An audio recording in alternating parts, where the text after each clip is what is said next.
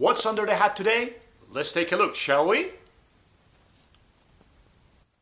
Lever connectors. So many of them as well.